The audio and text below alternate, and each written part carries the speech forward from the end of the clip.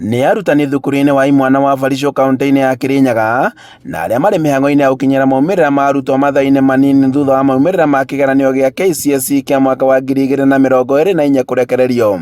Mĩhang'o ĩno arĩ kĩonereria kĩa mĩhĩnga mĩnene ĩrĩa ĩgũmĩire aciari oro hamwe na arutwo arĩa makũnyoteire kuona maumĩrĩra maya kũgerera rũrenda rũrĩa rũkwanĩrĩirwo nĩ Ministry ya Gĩthomo. Tũtirĩ na results cia ciana 50 ti atĩ nĩ ũndũ matirĩ na results no network ĩrĩ thĩ. So we are trying our best to download the results icio so that by tomorrow we can get provisional results. Twarora mean so far twina mean ya 9.4 and it is an improvement from last year's result. Mathukuru maingĩ macereirwo gũkorwo monete maumĩrĩra maya kumana na gũkwama kwa mĩtambo ya nenda-inĩ.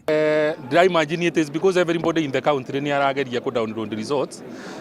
Ugo no mũhaka korwo there is pressure. Ungirora with around 800 candidates country wide. O mundu nĩ arageria ku download the results. Automatically there must be a jam. Kaunti-inĩ ya Nyeri tũgĩkinyaria mathaa-inĩ ma gũthiĩ rĩera-inĩ thukuru-inĩ wa airĩtu wa Gado maũkoretwo monete maumĩrĩra 200 harĩ arutwo 400 thĩna ũrĩa umanĩte na thĩna wa mĩtambo.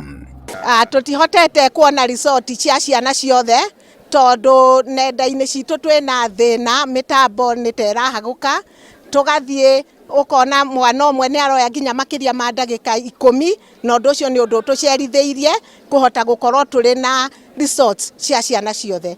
Koguo ũndũ ũyũ nĩ ũndũ ũrarehe hahũ ũgatũma tũrigwo tũrĩmenya cia ciana ciothe rĩ. Nĩ ũndũ ũrĩa rũhonge rwa KNEC rwĩtĩkĩrĩte kuga atĩ gũkwama kwa mĩtambo ĩno kumanĩte na namba nene ya andũ arĩa maingĩrĩte mĩtambo-inĩ na mathaa-inĩ maya.